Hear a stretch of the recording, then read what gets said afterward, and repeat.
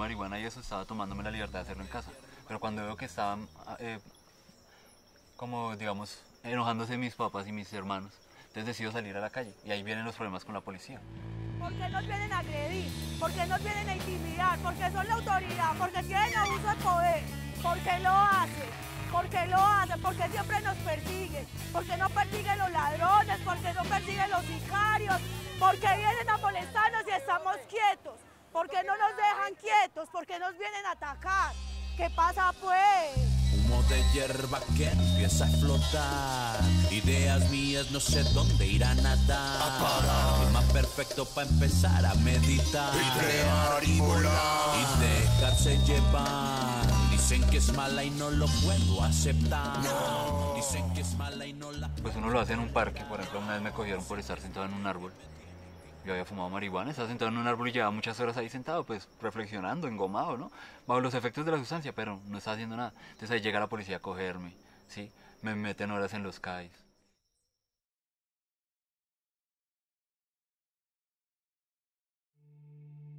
Pero ¿qué sucede? Que cuando me enfrento a la realidad, ¿cierto? Ya laboral, cuando me enfrento a la realidad de ya ser profesional, comienza a aparecer en la balanza otra situación, ¿cierto?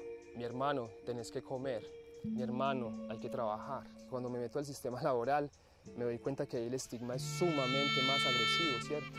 Y de que finalmente en espacios laborales como los que yo estoy, ese tipo de cuestiones es innombrable. Lo laboral, hay muchas personas que de pronto, o sea, hacen uso de la cannabis, pero no le pueden decir a nadie en su trabajo se puede enterar, si no sería terrible, pueden perder sus trabajos, o en la familia, hay gente que de pronto ha fumado durante muchísimos años, pero jamás se ha atrevido a afrontarlo con su familia, no ha salido del closet psicoactivo, sino le toca porque, ¿qué puede hacer? Me pueden echar de la casa, van a pensar que me voy a volver un habitante de calle o que voy a resultar quién sabe en qué tipo de condiciones. Entonces ese estigma atraviesa la mayor parte de las esferas de la sociedad, los entornos familiares, en la escuela también, porque cada vez vemos más que los muchachos en las escuelas están haciendo un uso muy irresponsable de la cannabis. Entonces se culpa a la cannabis, pero no al mal uso. Realmente no es culpa de la cannabis, sino del mal uso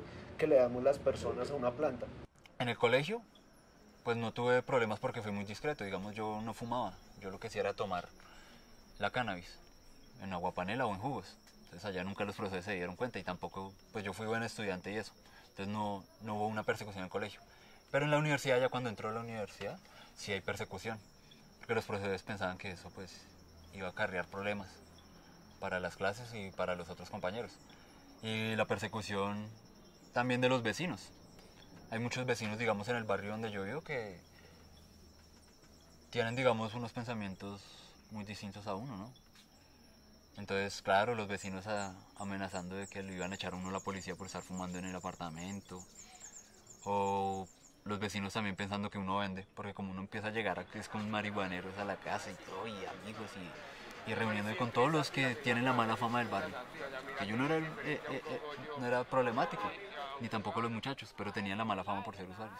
Entonces ya uno de joven, siendo supuestamente, ay, el de los Rosso, el muchacho tan joven, tan bonito, tan juicioso, y después verlo uno en la calle con los marihuaneros, hasta los más viejos que fumaban marihuana porque uno no ha negado rotarle un plon, los vecinos generaban estigmas. Eso también fue una persecución grande de mis hermanos.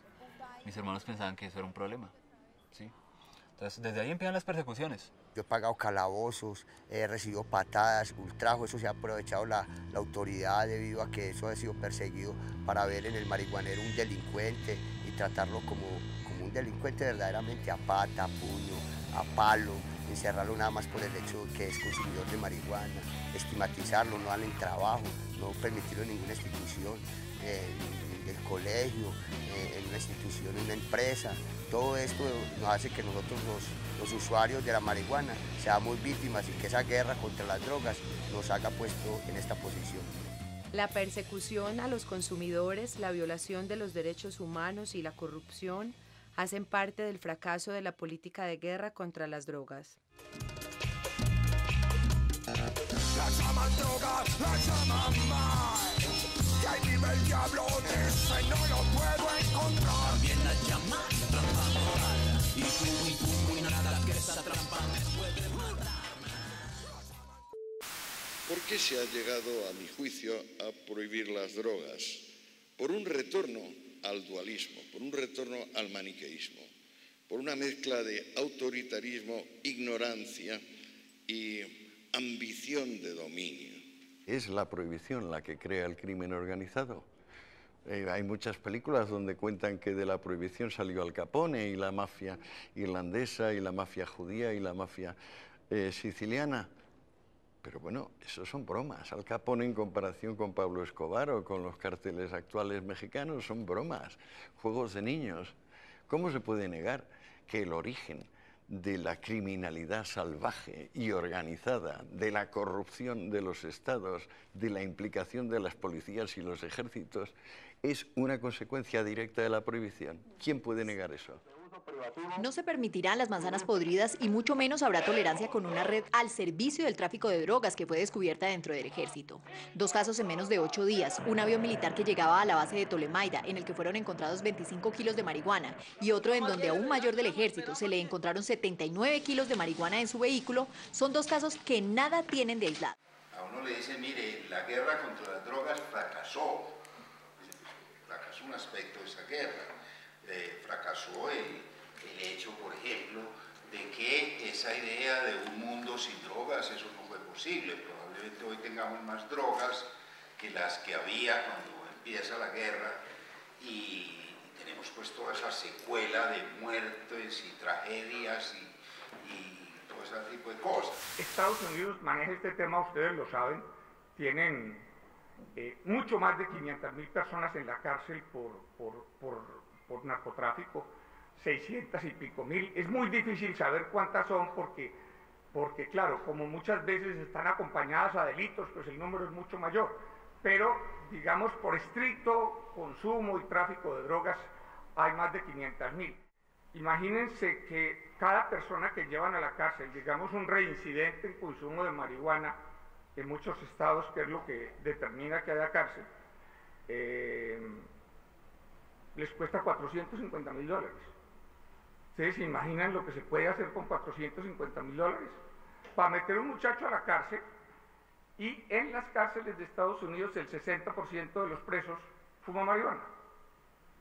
Que es lo que además demuestra la ineficacia y el fracaso absoluto de la política. La lucha contra las drogas ha sido un verdadero fracaso, ya que los resultados que ha arrojado son unos resultados bastante catastróficos. Solamente falta verlos en vivo para uno horrorizarse lo suficientemente.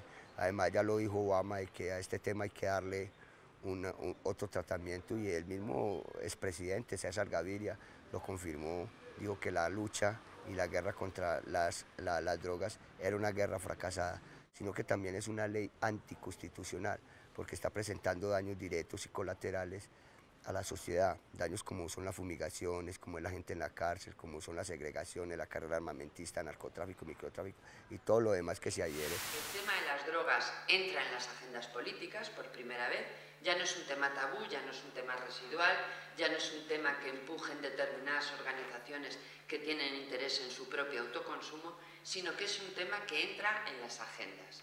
Ni tan siquiera es solo un tema criminal, sino un tema de relaciones políticas y de relaciones internacionales.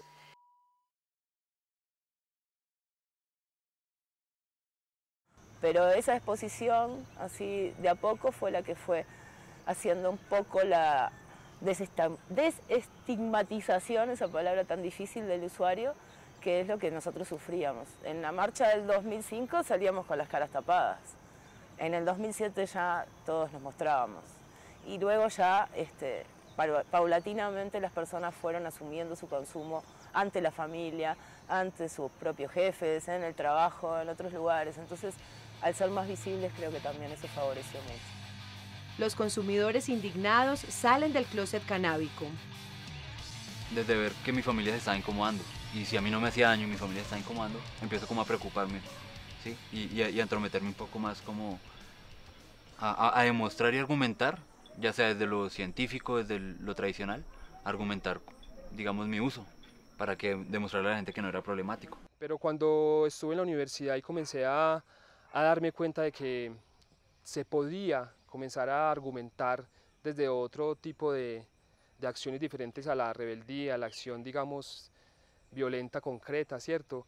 Me comencé a dar cuenta que uno podía comenzar a argumentar, podíamos comenzar a estudiar, y ahí me comencé a dar cuenta que la gente contradictoria frente al tema se quedaba sin argumentos. Ya en ese momento pasé del odio a la motivación y las ganas de comenzar a hacer el activismo. Los usuarios de la marihuana en ciertos sentidos se organicen y puedan transcribir un discurso totalmente diferente a los discursos planteados hasta ahora frente a ellos. Pues el discurso médico que nos dicen que somos enfermos mentales, el discurso religioso que somos pecadores, el discurso estatal o policíaco que nos dicen que somos delincuentes.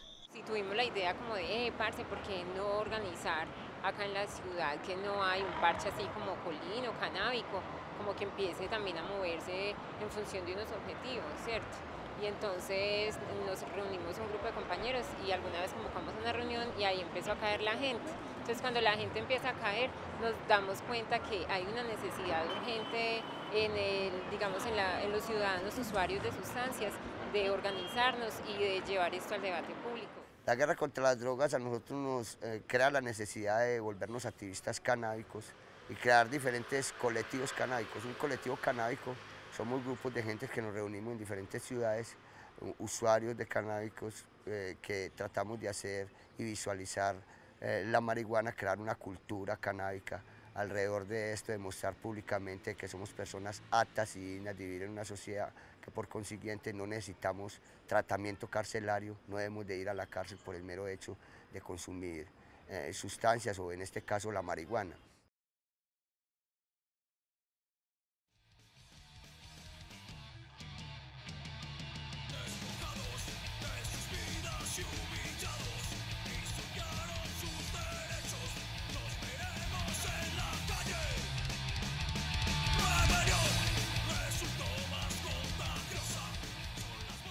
Los canábicos empiezan el activismo por casa.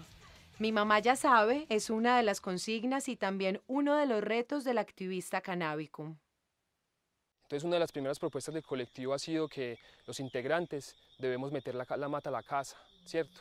¿Para qué? Para comenzar a partir de ese objeto, de esa vida natural que aparece ahí, ¿cierto? Comenzar a interactuar de una manera distinta con los demás, en un principio con la familia, y que no es fácil. Cuando mi mamá se dio cuenta del cambio de pensamiento que yo tuve como sujeto marihuanero, la nena ya no tenía tantos argumentos de discutirme. Y entonces ya cultivaba y le metía los machitos en alcohol y le sobaba los piecitos y le mostraba de que la marihuana hay muchísimas cosas para uno utilizarlas. Llegaba, por ejemplo, con el olor, con los ojos y le daba picos y abrazos. Entonces la nena también se confrontaba y hacía una comparación en mi etapa inmadura de ser marihuanero a mi formación como ser marihuanero. La mamá es la primera persona que le cuestiona a uno lo que es. La mamá es la primera persona que le dice a uno, haga o no haga. Y de que la mamá ya sepa que es la principal autoridad de uno, o la primera imagen que uno ve con respeto. Si la mamá ya lo ve como libre, como aceptado, pues más fácil lo va a ver el resto, ¿sí? Entonces por eso es que uno se acoge tanto. Mi mamá ya sabe, hasta es gracioso, porque siempre que la mamá sepa, siempre fue raro. Uno siempre le ocultaba esto a la mamá, el fumar cannabis y eso. Entonces digamos ahí es donde yo creo que tiene la aceptación, porque estamos subvirtiendo un poco con esas autoridades que nos dicen que no se puede hacer. Colocarme esta camiseta es decirle a la gente, decírselo en la cara, decirle en mi familia, en mi casa, en mi entorno saben y no se avergüenzan de mí. Ni yo, o sea, y yo tampoco y la aporto con orgullo. Es como decirle a las personas eso. O sea, mi familia no me ven como un delincuente como usted lo hace. Fue una elección totalmente mía, fumar. y empezar a fumar, y me gustó y lo hacía recreativamente, no lo hacía pues como tal ni para trabajar, ni para eso en ese momento de mi vida, pues. Pero ya después fue como el tema de la evolución y las cosas, y pues realmente, mira, gracias a Dios yo tengo unos papás que me dieron unas bases bien fuertes en mi vida para yo decidir qué hacer con mi vida. Entonces, la cannabis, igual que cualquier droga, es una cuestión de educación y de familia. Porque yo desde los 14 años usando la cannabis. Y cuando yo le dije a mis papás que consumía cannabis, fue muy directo. Mi papá me dijo, uy, ¿usted por qué tiene esos ojos rojos? Y yo le dije, pues, estaba fumando marihuana. Entonces él dijo, uy, ¿me lo dice así? Pues sí, porque yo sentía que no era malo, que no me daba pena. Entonces tenía que asumirlo con mi familia. Pero todo viene mejor la reflexión cuando yo llego con un producto a partir de cannabis y otras drogas. Un producto que a ellos les iba a servir en la casa y a muchas personas más, hasta para mí. Me golpeé y vea con la misma pomadita que yo hice de marihuana, entonces ya ellos empiezan a reflexionar de que mi uso no está siendo problemático y de que ya hay una reflexión y un cambio. Entonces todo fue como muy reflexivo. El activismo pasa por la casa, pero tiene un horizonte de ciudad, país y mundo. Los activistas confrontan el miedo al estigma por medio de los colectivos y las marchas canábicas en el país. Empezamos a tejer colectivos en diferentes ciudades, como es Cultiva tu Mente en Pereira, como es el Carnaval Canábico Inicia la Dosis en Bogotá, como es el THC Consciente en Manizales, también todos los diferentes colectivos que se tejen, Comunidad Canábica Norte del Santander, Comunidad Canábica Tuluá, Comunidad Canábica Cali, Ojitos Rojos en Cali también, y una serie de colectivos que se tejen a nivel nacional, buscando unificar esta lucha para poder desarrollar esas nuevas políticas públicas y dejar atrás la estigmatización. Desde hace unos 3 años que de verdad ya estamos completamente articulados todos, entre todos hemos tomado la fecha de que mayo es el mayo canábico, y entre todos en conjunto decimos, vea, el primer sábado lo va a hacer Medellín, el segundo Bogotá, el tercero Manizales. Entonces yo creo que ya ese conjunto, y el año pasado el primer encuentro de activistas que hubo, o sea, como que nos hizo en sí ser una comunidad, somos una hermandad.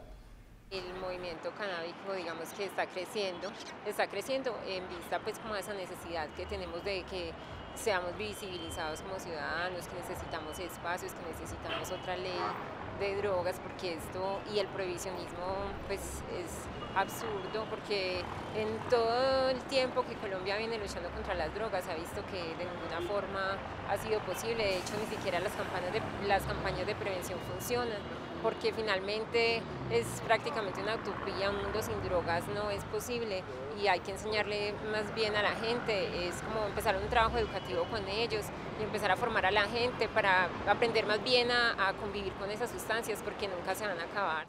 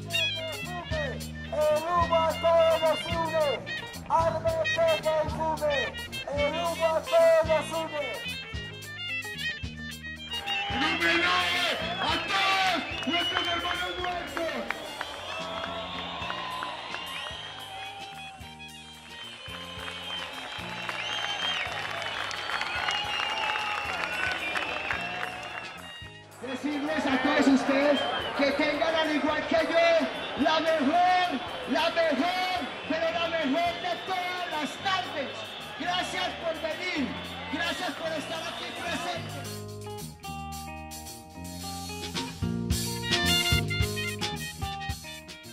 La marcha canábica se convoca a todos los usuarios que de una u otra forma quieran ese día expresar su libertad y traer su alegría. Como te decía, es una acción popular, una actividad política para hacer un tejido social y desarrollar unas nuevas políticas públicas frente al consumo, cultivo y comercialización de la marihuana. Nosotros podemos planearla, organizarla, pues promover algunas ideas, hasta pensarlas, pero a la final la gente es la que la ejecuta o no, porque al ser una masa tan grande de personas, pues se constituyen como eso, como un ente con vida propia. Desde el estrato 1 hasta el estrato 5, todos compartiendo en paz, en amor, con cero violencia, lleno de energía. Vemos como la policía no es necesaria ni para cuidarle la borrachera a uno y que no le pase nada, ni para cuidar a nosotros de la traba de uno, como dirían algunos, que creen que uno por fumarse un bareto va a salir a dañar la ciudad o a pintar muros, y vemos que realmente no es lo que sucede. La gente sale en paz, sale a manifestarse, como en la reducción de la protesta simple, prenderlo en la calle, hacer unas arengas, gritar, sacar unos mensajes, y bueno, siempre felices con lo que suceda. Siempre mantener las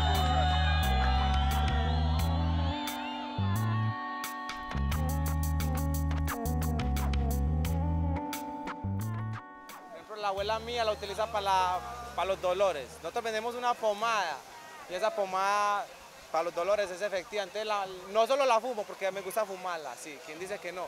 Y no soy de esos marihuaneros que me parcho en la esquina a esperar para robar a la gente, no soy de ese. Yo soy un marihuanero consciente, yo trabajo para lo mío, yo vivo por lo mío y yo lucho porque legalicen la marihuana, porque la marihuana tiene muchos usos medicinales, como industriales, como canábicos, ¿sí me entiendes? Como alimenticios. Mi primera línea en sí fue el tema de la pastelería, pero me gustó mucho porque yo siempre estuve, o sea, el tema de la gastronomía lo quise abarcar todo y siempre me gustó el tema de poder liberar el THC en alcohol. Entonces yo desde el principio siempre hice aguardientes, hice vodkas y todo el tema, tanto para uso terapéutico, para masajes en las articulaciones y todo, como para también tomarlo psicoactivamente. Y pues cuando uno habla de uso lúdico, recreativo, también ese uso es medicinal, porque la cannabis es si bien una medicina para las enfermedades como la artritis, como el cáncer, como la epilepsia, pero también es una medicina para el espíritu y para el alma, ¿no? La varita de María, la varita es lo mejor que puede haber. Imagínate que hace 55 años que yo fumo marihuana y yo soy una persona muy aliviada, yo nunca me enfermo y manejo aquí, nunca tuve un problema yo aquí en la ciudad por una persona, por un carro, nada, y fue conductor mucho tiempo. Entonces nosotros estamos viendo que el tema medicinal también lo tenemos que avanzar de una vez al tema recreativo, porque entonces ¿qué vamos a hacer los marihuaneros? Entonces andar de ahora en adelante, apenas aprueben el cannabis medicinal, andar con una fórmula médica en el bolsillo para que cuando nos cojan en la calle poderla demostrar de que tenemos algo y que la estamos consumiendo por eso. No, tenemos que llegar como a ese paso de una vez, o sea, con el medicinal, poder lograr el recreativo, poder lograr nuestros espacios, o sea, que se pueda lograr todo eso. Mira Medellín, en Medellín todo el mundo está trabado hoy, Medellín todo el mundo fumó marihuana hoy, y no hay, como se dice, el resultado de que el que fuma marihuana se vuelve un asesino, que el que fuma marihuana va a violar a su hermana, que el que fuma marihuana le va a robar la cartera al vecino. La marcha de la marihuana atrae a ese público de que hemos sido tan estigmatizados ese día, podemos fumar marihuana libremente en la ciudad de Medellín y podemos expresar, como decía anteriormente, nuestra libertad de decirles, somos usuarios de marihuana, una cantidad de gente de 120.000 personas en la cual ni un solo problema, todo es paz y amor, una armonía, una demostración públicamente de que la marihuana a todos nos une y que la marihuana tiene ese lis de la alianza nueva y eterna que será para nosotros en un estado de libertad la solución a la tragedia y el comienzo a una nueva vida.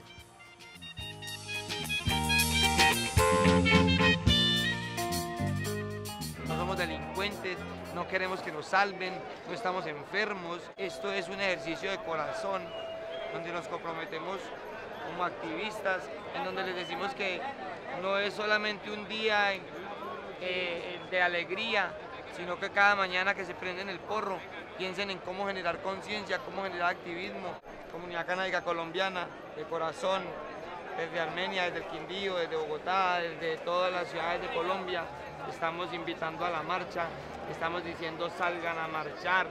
Mi mamá ya sabe, como la mamá de usted y la mamá del otro, y pues vaya, dígale a sus mamás, salgan del closet.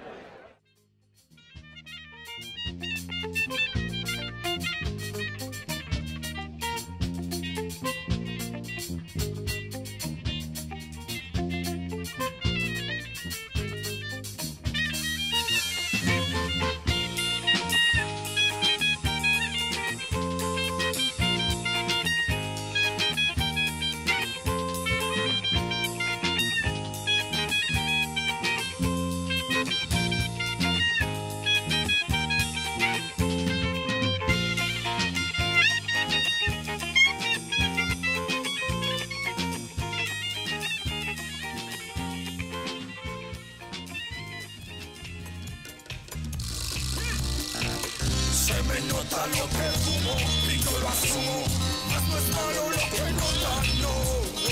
Tan solo es humo y el humo flota, tan solo es la Pachamama que brota. Se me nota lo que fumo y yo lo asumo, mas no es malo lo que notan, no. Tan solo es humo y el humo flota, tan solo es la Pachamama que brota. Siempre ha existido, siempre existió. Hasta que el yanqui racista en los 30 la prohibió, man. Droga de negros y de indios. Te dice el nazi, de hacer robar y violar. No es el infierno, pero casi. Yo no entiendo por qué, si yo nunca violé, nunca robé. Y ya perdí la cuenta de cuánto fumé. Yo no les creo y no lo haré. Pues cuando hablan de